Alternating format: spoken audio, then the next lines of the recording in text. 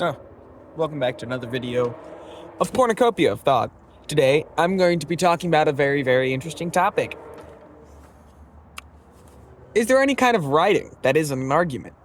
Now, as an American, I believe that everybody should have the ability to write whatever the heck they want, because that's called freedom of speech.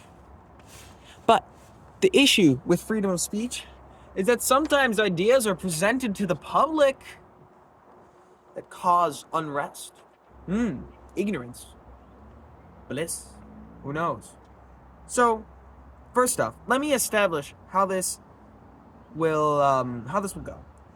First, I want to define writing, and I'll use the lottery as an example. And second off, I will define argument. Let's start with writing. Oh, and of course, I'm going to end it with how it connects to the American dream. Kind of hinted at that already. Anyway, first off, what's writing? So what do I mean by writing? All right, why don't I tell you? There's this short story called The Lottery, where there's a group of people who have this system because there was this drought that caused. Oh, spoiler alert! If you haven't read The Lottery, I would recommend reading it first. It's a short story. I don't know who it's by. I forgot. Important thing: spoilers. All right, next. The Lottery. Drought caused people to have to do this system where they draw a name, and then those people who drew the name get stoned to death so that there's more crops. The thing is, the interesting thing in this story is that that tradition continues even after the drought. And it's like considered like a tradition, and it's very like pompous and religious almost. And the question is then, is that kind of writing purely just the name in the letter, in the thing that's drawn? Is that an argument? And I would like to say yes, even though it's just a name, because of what's behind it.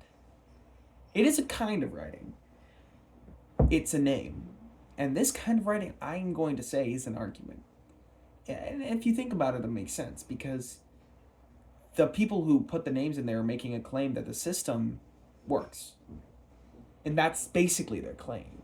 And claims have something to do with the argument. An argument is basically, definition upcoming, an argument is basically a person trying to prove a point.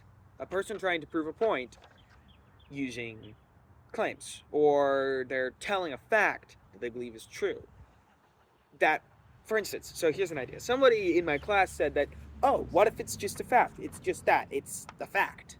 Like 2 plus 2 equals 4. Well, yes, but what if I don't believe that? What if I've been taught my whole life that 2 plus 2 equals 3? Then you have to convince me. Or the earth is round. Some people actually don't believe that the earth is round. So even though you're saying it as a fact, there's still contention. So it's an argument. And the names, putting them in there, not saying anything about how wrong it is, by submitting to that authority, you are, in a sense, making an argument. That's what an argument is. It's a claim. It's a statement of what you believe to be fact and what you believe to be true. And sometimes people make incorrect arguments. Next, I'm going to talk to you about the American dream. So we all know, as Americans, freedom of speech. It's a very interesting topic, and I think it has something to do with this topic. How? Well, here's how. I have the right to make a claim. No matter how preposterous it sounds, I have a right to make this argument. And that is good, because we would not be a good nation if we stopped people from talking. If we removing arguments from the sphere, from the room of arguments, because it limits our minds. It makes us only see one perspective, only see the perspective we're given. So there are kinds of writings that are not, that are, all writing is an argument.